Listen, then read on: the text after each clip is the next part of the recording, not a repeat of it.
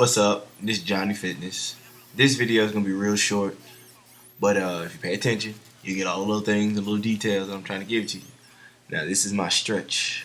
I know you've seen one of these machines in your gym, and if you haven't, you can look for it because you might have passed it by without even recognizing it was there. But I've been going to this gym, this location, since 2011. Like end of 2010, kind of 2011, and so I stretch like this every day. Every time that I work out, this is exactly what I do. So from 2011 to 2017, what you see me doing right here, I do it every single time I go to the gym before I start. I usually go to the gym after midnight, so most time people aren't there. You sleep, chilling. And then you see my Kobe socks, Virgo talk, because I'm a Virgo, he a Virgo. I had to let you know that just in case you didn't catch that. And that's my old Gold's gym shirt, because I used to work at Gold's. So this is my thing.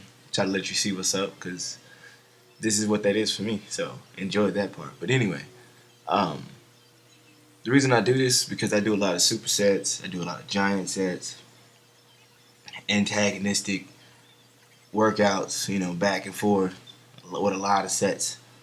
It used to be a lot more reps, but now I've been adding weight because I gained weight and then I dropped weight. But it was the first time I ever gained that much weight in my life, and it was nice. So to do these things like efficiently, you should always stretch, warm up, whatever your routine is. Have a routine though. Like you don't want to work out and not have a stretching routine because you end up tight. Either you stretch in the beginning of the workout and at the end of your workout, or just at the beginning or just at the end. But you need to stretch because I did yoga for probably a year and a half, and I was tighter after I stopped doing yoga before I did yoga. But it definitely helps stay loose and stay strong. And when I'm trying to do a long workout, that whole issue of not having loose muscles is not an issue. So pay attention to this, learn from it, because I'm trying to stretch everything from my groin to my hips, because people we sit a lot. So that's the first thing you should be looking at is your hips, because you've been sitting, driving or at work, or when you get off a long shift at work, you might come home and sit in front of the TV, so you sitting. So hips first. And then this, I probably just added this. I probably added this in 2012 from competition because for my spine, it helps because it's just the same thing if I was laying on my back, putting my feet over my head. It helps with the lower back because that's an angle that I can't get at without a massage. So if you're at the point where you can stand on your head, do it, and then do that. You'll get it.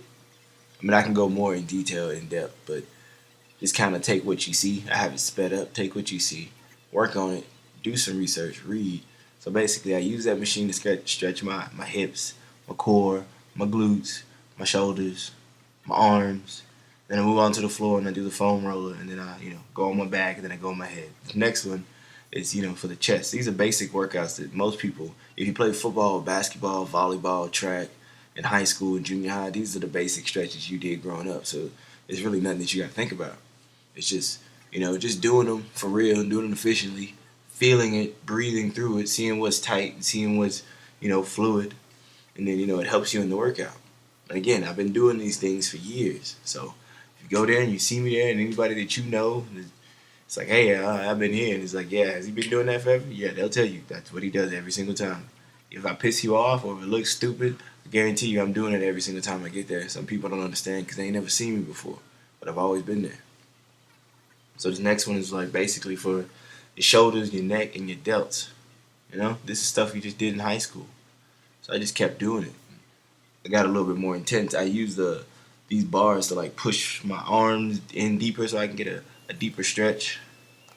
And so this is my warm up for my arms. So for arms and my shoulders, I do a forearm workout, and it helps, man. When you're in those last 3 reps of curling, some people curl their wrists, like it really helps you support that those last 2 or 3 reps. Same thing for shoulders. You just get a better grip on the bar if you're doing like a military press with the barbell. The better grip you have, the more strength you're able to use. Last 2 to 3 reps is the most important. So that's why I keep repeating that. So forearms, some people don't like to work on forearms and calves. Those are hard things to think about. But if you got nice forearms and calves, you appreciate those comments and go, oh, you got nice legs, or you got nice forearms. So that's a good warm up. That's just the way I like to do it personally. Cause I'm a smaller dude, so I want forearms like baseball players got. Cause for some reason they gotta have big forearms. So I'm gonna find out everything they do when they come to working out for forearms, and I'm gonna do that. So moving on to the next one, neck. I like to warm my neck up because what you do in the front, you should do in the back. So if I'm doing chest, or I'm doing shoulders and back, like I would like those muscles connected to my chest, my shoulders, and my back that really runs through my neck to be loose. Because sometimes people pull stuff just because I done dips one time and I had this pain in my back and it was like sharp. So I had to like figure out ways to rub that muscle and trick the brain and trick the nerves. I was like, okay, I need to do a little bit more stretching. Now I can handle the weight that I'm using right now. So if you get on this machine, put the weight that you can use and do an efficient amount of reps that isn't 5, but maybe something that just gets you warmed up, get your blood flow, get the neck working.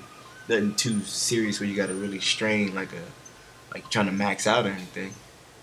But just all angles, the front, left, right, and then the back. And I have chains, so I like to do a little extra because I do extra stuff.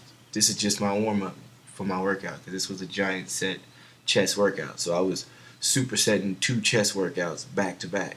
So this is what I felt like warming up is pretty important. I'm there for a while. But the main point I'm trying to make is going back to the very beginning. Find the machines that help you stretch. Go to those stretch areas. Find you something to do because everybody has different aches and pains. So whatever situation you have, research that area of that you have pain in, and then go to your gym or your apartment gym or in your house on the floor and figure out ways to loosen that up. Because staying active is going to keep you going, and just sitting there is not. And then going straight to the gym without a workout, you ain't been in months or weeks, that's not going to help either. It sucks. It's like, well, I got to do all that work just to work out. That's just the way the body works. And age works like that as well. So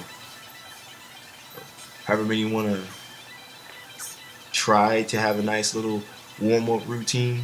You don't have to be extreme as I am with a whole workout almost, but it would benefit you to have some sort of, full body stretch.